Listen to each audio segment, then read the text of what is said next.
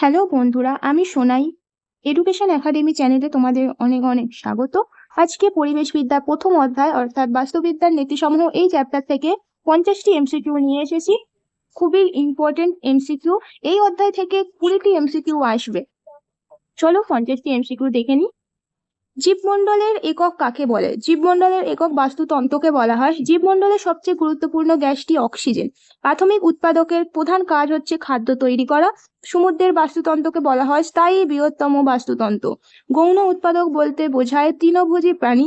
জীবমণ্ডলের সবচেয়ে গুরুত্বপূর্ণ অজৈব উপাদান হলো সূর্যালোক। ভূপৃষ্ঠ থেকে জীবের অস্তিত্ব সর্বোচ্চ কত উচ্চতায় পাওয়া যায়? 20 কিমি উচ্চতায়।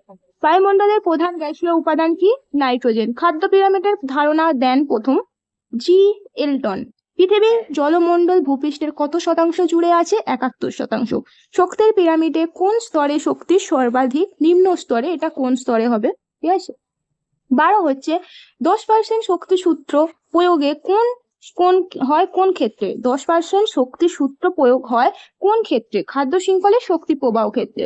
সমুদ্রের বাস্তুতন্ত্রকে বলা হয় স্থায়ী বৃহত্তম বাস্তুতন্ত্র। পরজীবী খাদ্য শৃঙ্খলের উদাহরণ হলো মানুষ, কৃমি ও ব্যাকটেরিয়া। মানে মানুষ থেকে কৃমি, কৃমি ব্যাকটেরিয়া, এরকম এটা আছে। বিয়োজকের উদাহরণ হলো ব্যাকটেরিয়া।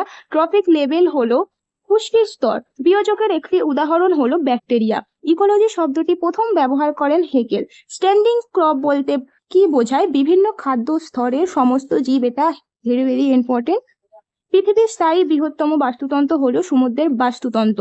ইকোক্লাইন বলতে বোঝায় প্রজাতির বৈশিষ্ট্যের পরিবেশগত তারতম্য।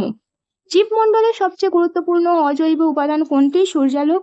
ট্রপিক স্তর বলতে কি বোঝায়? বাস্তুতন্ত্রের শক্তি চলাচলের স্তরকে ট্রপিক স্তর বলে। ভূপৃষ্ঠ থেকে জীবের অস্তিত্ব সর্বোচ্চ কত উচ্চতায় পাওয়া যায়? 20 কিমি উচ্চতায়। পৃথিবীর সবচেয়ে বড় খাদ্যজাল গঠিত হয় সমুদ্র সাগরে। সৌরশক্তির কত শতাংশ সবুজ উদ্ভিদ ক্লোরোফিলের জন্য কাজে লাগায়? 0.2%। উল্টানো পিরামিড লক্ষ্য করা যায় জলজ বাস্তুতন্ত্রে। প্রকৃতিতে কয় প্রকারের খাদ্য শৃঙ্খল দেখা যায়? 3 প্রকার। বেন্থস কাকে বলে? জলাশয়ের নিচের অংশে বসবাসকারী জীবকুলকে বেন্থস বলে। নেকটন কাকে বলে? যেসব প্রাণী সাঁতার কেটে স্বাধীনভাবে ঘুরে বেড়ায় তাদের নেকটন বলে। খাদ্য পিরামিডের উদ্ভাবন করেন এলটন। বায়োটিক উপাদান মানে জীবন্ত উপাদান। ব্যাকটেরিয়া ও ছত্রাকের ভূমিকা কি? মৃত জৈব পদার্থ ভেঙে ফেলা। জীবমণ্ডলের প্রধান উপাদান কি? জীবন্ত ও অজীবন্ত উপাদান। জীবমণ্ডলে কত ভাগ জীবন্ত প্রাণী বাস করে? 25%। জীবমণ্ডল বলতে কি বোঝায়? পৃথিবীর বায়ু, জল ও স্থলভাগের সম্মিলিত অংশকে, মানে সব নিয়ে সবটাকে জীবমণ্ডল বলা হয়। বাঘমারা কলসপত্রী অভয়ারণ্য কোন রাজ্যের অন্তর্গত? মেঘালয় রাজ্যের। প্রদূষক বলতে কি বোঝায়? পরিবেশের ক্ষতিকর বর্জ্যকে আমরা প্রদূষক বলতে পারি। জীবমণ্ডল গঠিত হয়েছে কি নিয়ে? জৈব উপাদান ও অজৈব উপাদান নিয়ে। ইকোক্লাইন বলতে বোঝায় পরিবেশ অনুযায়ী জীবের বৈশিষ্ট্যের তারতম্য। জাতীয় বন্যপ্রাণী আইন প্রবর্তিত হয়েছে 1972 খ্রিস্টাব্দে। মিনেমাটা রোগের কারণ হলো দূষণ। রোগের কারণ হলো পারদ। ওজোন স্তরের ধ্বংসের কারণ সিএফসি গ্যাস। ফ্লোরা কাকে বলে? বাস্তুতন্ত্রের অন্তর্গত কোনো নির্দিষ্ট স্থানের উদ্ভিদ গোষ্ঠীকে ফ্লোরা বলা হয়।